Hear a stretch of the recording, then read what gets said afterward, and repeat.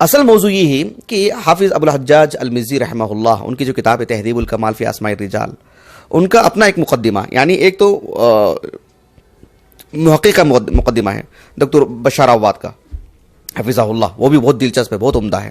خطیب بغدادی رحمہ اللہ کی جو تاریخ ہے، تاریخ بغداد، تاریخ مدینہ السلام، اس پر بھی ان کا جو مقدمہ ہے بہت ہی علمی، بہت ہی گہری معلومات سے پورا ہے۔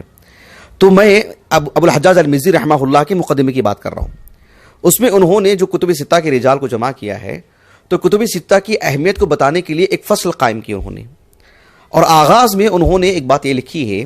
کہ ایک بغدادی عالم دین جو علمی دنیا میں ابن السکن کے نام سے معروف ہیں، نام تو تھا ان کا سعید، ابو علی کنیت تھی ان کی، سعید ابن عثمان ابن سعید، 353 ہجری سنہ وفات ہے ان کا۔ ان سے متعلق انہوں نے لکھا ہے کہ کچھ اصحاب الحدیث، کچھ اہل علم ان کے پاس گئے، ان کے گھر گئے اور جا کر کے کہا کہ ان هذه الكتب قد كثرت علينا، جو احادیث کی جو بے شمار متعدد کتابیں ہیں، اس قدر زیادہ ہیں کہ ہم کیسے انتخاب کریں، کیسے انتخاب کریں، یعنی مراجعہ کیسے ہو، کس جانب ہم جائیں، احالہ کیسے ہو، حوالہ کیسے دیں، پڑھنے پڑھانے سے متعلق کیسی بات ہو، اتنی بڑی تعداد میں اتنا ذخیرہ حدیث ہے۔ تو ابن السکن رحمہ اللہ خود ان کی اپنی ذاتی کتاب ہے، مصری علماء میں سے، مصر میں رہے ہیں وہ، الصحیح، حافظ ابن السکن رحمہ اللہ کے الصحیح ان کی مستقل کتاب ہے، میں نے ابھی تک دیکھا نہیں ہوں میں، اور ہمارے پاس بھی نہیں ہے وہ، لیکن ان کا جو واقعہ ہے وہ جو درج کیا ہوا ہے تہذیب الکمال فی اسماء الرجال کے مقدمے میں، اس میں یہ بات ہے کہ وہ اندر گئے گھر کے اندر اور کافی وقت لگایا انہوں نے۔ اس کے بعد پھر اصحاب الحدیث جو ان کے طلبہ اور ان کے جو ہے اخوان تھے، ان کے سامنے آئے اور 4 کتابیں ان کے سامنے پیش کی، امام بخاری رحمہ اللہ کے الجامع الصحیح، امام مسلم رحمہ اللہ کی الجامع الصحیح، اور ابو داؤد رحمہ اللہ کے السنن، اور امام نسائی رحمہ اللہ کے السنن، یہ 4 کتابیں ان کے سامنے پیش کی اور کہا کہ هذه قواعد الاسلام۔ تو یہ ایک طرح سے انہوں نے اپنا ایک تجربہ اور اپنی کیا کہتے ہیں اس کو، اپنی معلومات کی روشنی میں انہوں نے ان 4 کتابوں کا انتخاب کیا، اور یہ 4 کتابیں کافی شہرت پائیں اور اہل علم کے پاس کافی مقام حاصل کی کتابیں۔ پھر ایک زمانے کے بعد آپ دیکھیں گے کہ تقریباً 5ویں صدی ہجری کے آس پاس یا 6ویں صدی ہجری کی بھی بات رکھ لیں آپ، اس میں پھر جو ہے یعنی الاصول الخمسہ یا الکتب الخمسہ، یہ اصطلاح جو ہے عام ہوئی، یعنی اس میں امام ترمذی رحمہ اللہ کی السنن کا اضافہ کیا گیا اس میں۔ اس سلسلے میں امام ابو داؤد رحمہ اللہ کی جو السنن ہے، اس پر ابو طاہر السلفی، جانتے ہیں آپ ان کو، 474 ہجری 574 ہجری سے وفات ہے ان کا، ان کی ابو طاہر السلفی رحمہ اللہ، تو انہوں نے سنن ابی داؤد پر کافی کام کیا ہے، اس پر مقدمہ لکھا ہے، اور معالم السنن جو علامہ خطابی رحمہ اللہ کی ہے، ابو سلیمان الخطابی رحمہ اللہ کی، میرے پاس جو ہے وہ تو 3 جلدوں میں ہے، ابھی میں نے دیکھا چیک کیا، موجود ہے الحمدللہ، مطبوع ہے، نیٹ پر ہے وہ، تو وہ 8 جلدوں میں بھی چھپی ہے، اور کافی چیزیں زائد ہیں اس میں، اضافی چیزیں بہت ہیں، تحقیقی باتیں بہت ہیں اس کے اندر، اور اس میں ان کا مقدمہ بھی درج ہے بالکل آخر میں۔ اس میں انہوں نے جو ہے یعنی سنن ابی داؤد کا جو تعارف کروایا ہے سنن ابی داؤد سے متعلق، اور پھر سنن ابی داؤد کے ساتھ ساتھ جو امہات الکتب، جو اس وقت الکتب الخمسہ کی جو اصطلاح تھی، وہ انہی کی طرف سے زیادہ جو ہے عام ہوئی ہے۔ اس میں انہوں نے سنن ابی داؤد کا تعارف کرواتے ہوئے لکھا ہے کہ اما کتاب سنن ابی داؤد فہو من الکتب الخمسہ، ایسے انہوں نے لکھا ہے، یعنی سنن ابی داؤد کو کتب خمسہ میں سے انہوں نے شمار کیا۔ حالانکہ جو ابن السکن رحمہ اللہ ہیں، انہوں نے تو سنن ابی داؤد کو داخل کر ہی دیا تھا، سنن ابی داؤد اور سنن نسائی کو صحیحین کے ساتھ، لیکن اس میں انہوں نے سنن ترمذی کا اضافہ کیا ہے، اور پھر اس کے تعلق سے انہوں نے یہ بھی لکھا ہے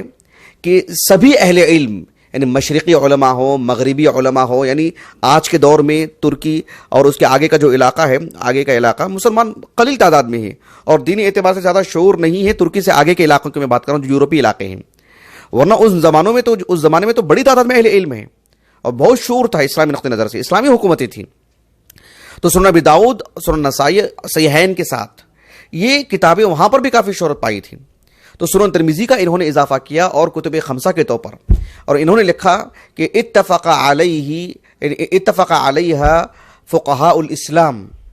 وحفاظ الحدیث، ایسے انہوں نے لکھا ہے اس میں کہ جمیع اہل علم، سبھی فقہا، حفاظ الحدیث، سب کا اس بات پر اتفاق ہے ان 5 کتابوں پر،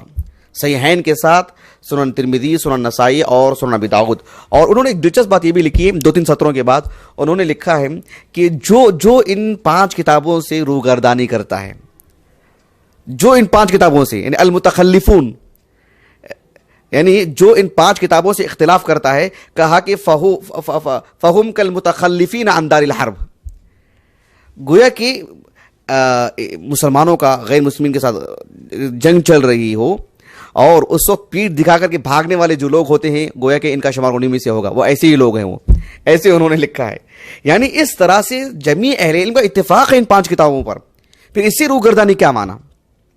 ابھی میں جو کتاب دکھا رہا تھا وہ شروط الائمہ الخمسہ، کہاں ہے وہ کتاب؟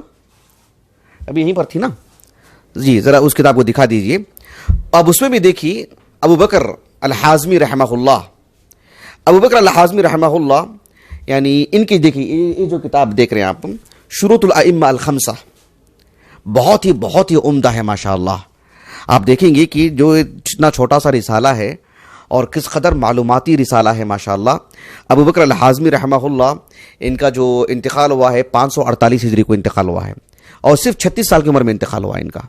لیکن کس قدر عظیم عالم دین، کتنی گہری معلومات ہیں. اور کتب ستہ سے مراد، کتب ستہ نہیں مطلب سنن ابن ماجہ نہیں ہے، کتب خمسہ سے متعلق جو معلومات ہیں ان کی، اور خاص کر صحیحین اور خاص کر صحیح بخاری سے متعلق جو انہوں نے نادر معلومات ہیں، اللہ اکبر ماشاءاللہ. کس قدر ان کا گہرا علم ہے اندازہ لگا سکتے ہیں آپ. ان کی زندگی بھی پڑھ کر کے دیکھیے، ہے مختصر سی زندگی لیکن اللہ اکبر. الاعتبار فی الناسخ والمنسوخ ہے نا کتاب ان کی، 3 جلدوں میں انہی کی کتاب ہے. اچھا بہرحال میں یہ کہنا چاہ رہا تھا کہ انہوں نے بھی شروط الائمہ الخمسہ یا الاصول الخمسہ یا الکتب الخمسہ، تو یہ اس وقت کی تعبیر ہے کتب خمسہ، اور یہی جو ہے عام مسلمانوں میں مشہور تھی کتابیں، انہی کی طرف رجوع کیا جاتا تھا. بہرحال آپ دیکھیں گے کہ ایک معروف عالم دین حافظ ابن الصلاح، حافظ ابن الصلاح کو کون نہیں جانتا، سب جانتے ہیں. ان کی جو مقدمۃ ابن الصلاح ہے، ان کی جو معروف جو رسالہ ہے اصول الحدیث سے متعلق، اس کی جو دوسری قسم ہے اس میں کئی انواع ہیں. النوع الثانی آپ اٹھا کر کے دیکھیں، اس میں حالانکہ اس دور میں کتب ستہ یا الاصول الستہ یہ جو اصطلاح عام ہو چکی تھی، اس کے باوجود بھی آپ نے الکتب الخمسہ اسی کی طرف رہنمائی کرتے ہیں. یعنی کتب خمسہ کی اہمیت بتاتے ہیں، اس کا مقام بتاتے ہیں، ان میں کی جو احادیث ہیں ان کا درجہ بتاتے ہیں. اور الکتب الخمسہ والی تعبیر ہی دیکھیں گے آپ، حالانکہ سنن ابن ماجہ داخل کر دی گئی تھی ان کے زمانے میں، اور الکتب الستہ والی جو ہے اصطلاح تھی، اس کے باوجود بھی جو شہرت پائی ہوئی تھی جو اصطلاح الکتب الخمسہ، اسی کو انہوں نے جو دھیان دیا ہے. حتیٰ کہ امام نووی رحمہ اللہ تقریب میں، تدریب الراوی میں بھی حافظ سیوطی نے ان کے حوالے سے لکھا ہے، جو اس کی شرح انہوں نے لکھی ہے تقریب کی.